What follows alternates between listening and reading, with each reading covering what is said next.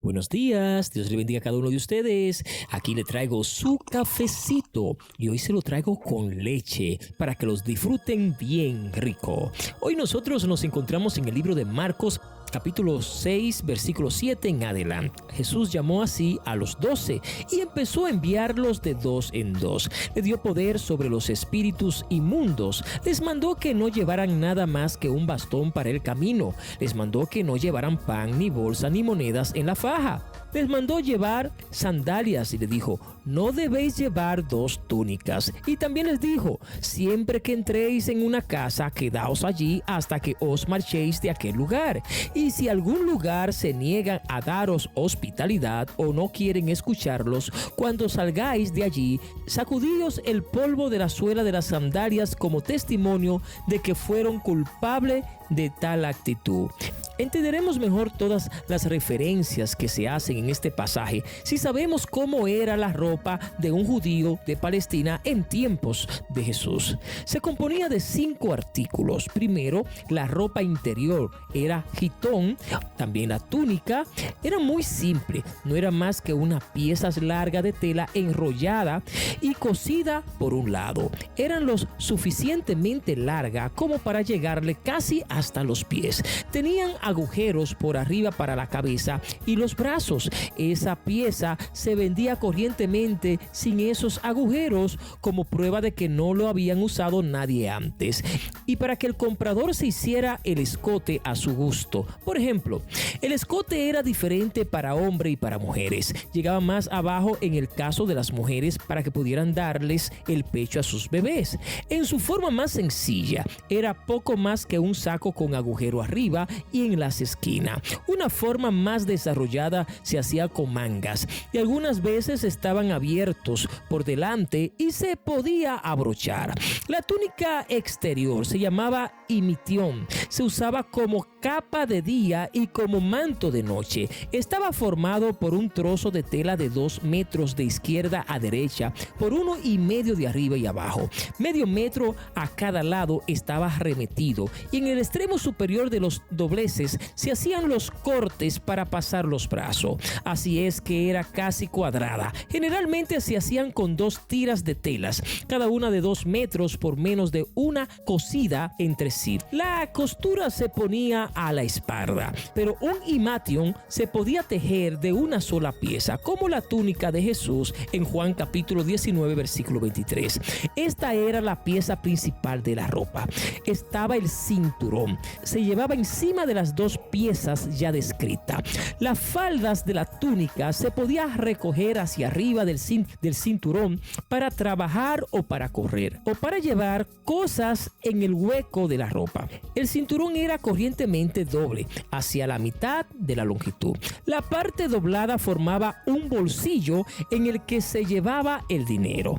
Estaba lo que cubría la cabeza. Era una pieza de algodón o de lino de 1 metro cuadrado. Podía ser blanco o azul o negro. Algunas veces se hacían de seda de colores. Se doblaba diagonalmente y luego se colocaba en la cabeza de forma que protegiera la parte posterior del cuello, los pómulos y los ojos del calor y del deslumbramiento del sol. Se mantenía en posición con una rueda de una lana semielástica que se ponía alrededor de la cabeza. Estaban las sandalias. Eran simplemente suelas de cuero, madera o esparto. Tenía una correa con la que se sujetaba a los pies. La bolsa podía ser de 2 clases. Podía ser un marrón corriente de viaje. Se hacía muchas veces de piel de cabrito. Corrientemente se le quitaba la piel al animal entera, conservando toda la forma, patas, rabo, cabeza y todo. Tenía una correa a cada lado y se colocaba de los 2 hombros. Allí llevaba el pastor,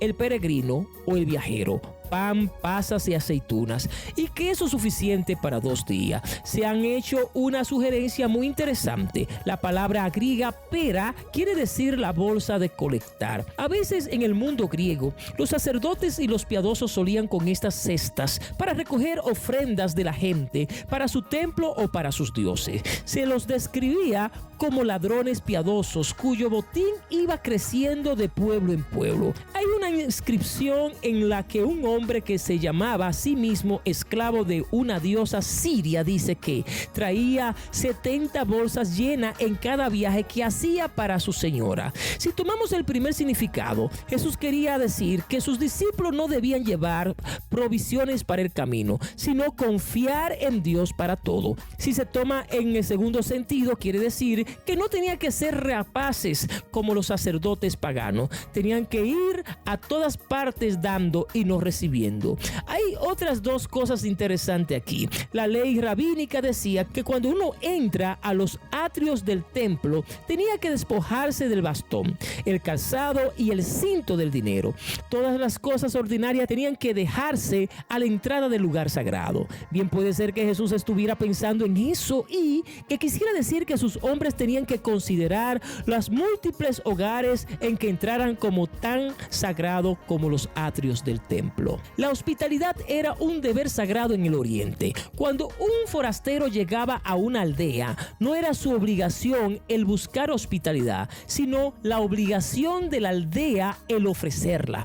Jesús le dice a sus discípulos que si les negaban la hospitalidad y se le negaban las puertas y los oídos, tenían que sacudirse de sus pies el polvo de aquel lugar antes de marcharse. La ley rabínica decía que el polvo de un país gentil estaba contaminado y que cuando uno entra en Palestina viniendo de otro país, tenía que sacudirse todas las partículas del polvo de la tierra inmunda. Era una repulsa formal y gráfica de que un judío pudiera tener ninguna asociación ni siquiera con el polvo de una tierra pagana. Es como Jesús dijera: si se niega a escucharlo, lo único que podías hacer es tratarlos como tratarían un judío estricto a la casa de un gentil.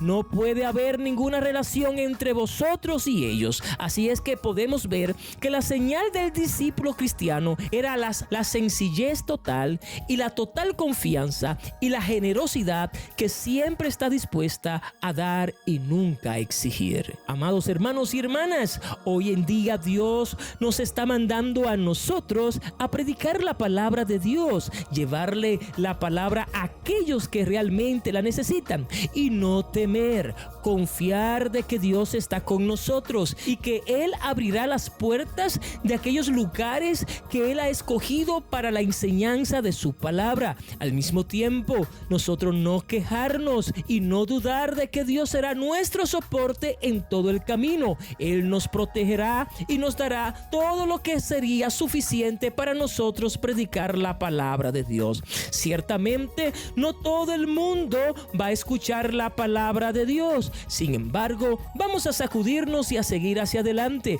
porque hay más personas, y entre más personas hay quienes le interesan escuchar la palabra de Dios. Sabemos de que muchos ignoran la palabra de Dios y prefieren concentrarse en la religiosidad y en el pecado. Más pocos son los que encuentran el camino estrecho. Es mejor ser parte de los pocos que se salvan que de los muchos que se pierden. Padre, en el nombre de Jesús oramos para que tú nos dé fuerza, Señor, y nosotros poder tomar este ejemplo de los apóstoles. Sabemos, Padre eterno, que tú nos has dado el poder suficiente y la confianza para predicar tu palabra. Y aunque vengan tinieblas en el camino, tú nos has dado la potestad, Señor, de reprender los demonios y reprender el pecado. Creemos confiadamente, Padre eterno, de que tú nos vas a dirigir y que tú nos ayudarás. Con el testimonio, Señor, debemos predicar y con nuestra boca. En el nombre de Jesús, amén y amén. Muchas gracias por haber escuchado el cafecito de hoy. Hoy fue un cafecito con leche, esperando que haya sido de mucha bendición para cada uno de ustedes. Les sugerimos que lo compartan con otras personas para que también les sea de bendición. Será pues hasta mañana cuando continuaremos con el capítulo 6 del libro de Marcos. Yo soy Juan de León Gutiérrez y fue todo un placer. Que el Padre eterno me lo bendiga rica y abundantemente. Feliz día. Amén.